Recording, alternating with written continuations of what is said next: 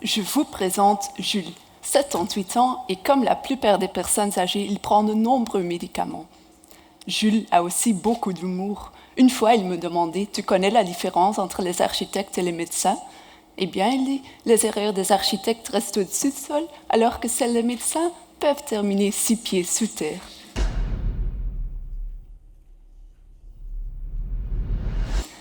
Cette blague faisait référence à la fois où il a très peur, car il a dû être hospitalisé pour des saignements, parce que ses médicaments pour liquéfier le sang n'avaient pas été prescrits correctement.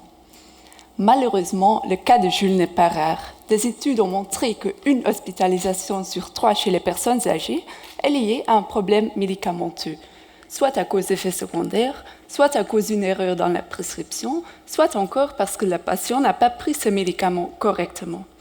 La bonne nouvelle est que ces hospitalisations sont pour moitié évitables. Pour cette raison, une étude européenne sera menée parmi 1900 patients âgés comme Jules. Un groupe de patients recevra les soins habituels, tandis que l'autre bénéficiera des soins VIP, à savoir une optimisation complète de son traitement médicamenteux et en outre, le patient aura son mot à dire dans son traitement. C'est ce qu'on appelle le patient partenaire. En fin d'étude, on va comparer le nombre d'hospitalisations liées à des médicaments entre les deux groupes pour savoir s'ils ont diminué dans le groupe VIP. Mais comment peut-on savoir si une hospitalisation est vraiment causée par un médicament? C'est souvent très difficile à évaluer. Par conséquent, le premier objectif de ma thèse, c'est de développer un outil fiable qui pourrait détecter ces hospitalisations d'origine médicamenteuse. La méthode que je propose n'est en fait pas très différente du travail d'un détective.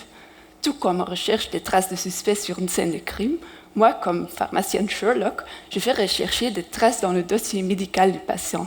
Ces traces ne seront pas des empreintes digitales ou de l'ADN, mais certains symptômes ou des analyses de sang anormales qui pourraient être causées par un médicament. Une fois que j'ai trouvé mon médicament suspect, je vais présenter mes preuves, non pas au tribunal, mais à un comité d'experts de médicaments. Ils jugeront alors si le médicament est coupable d'avoir causé l'hospitalisation.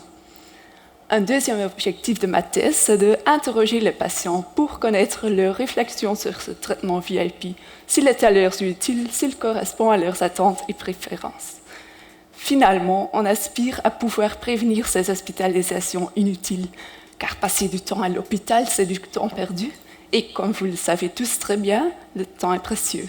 Merci. Merci Stéphanie Thévelin.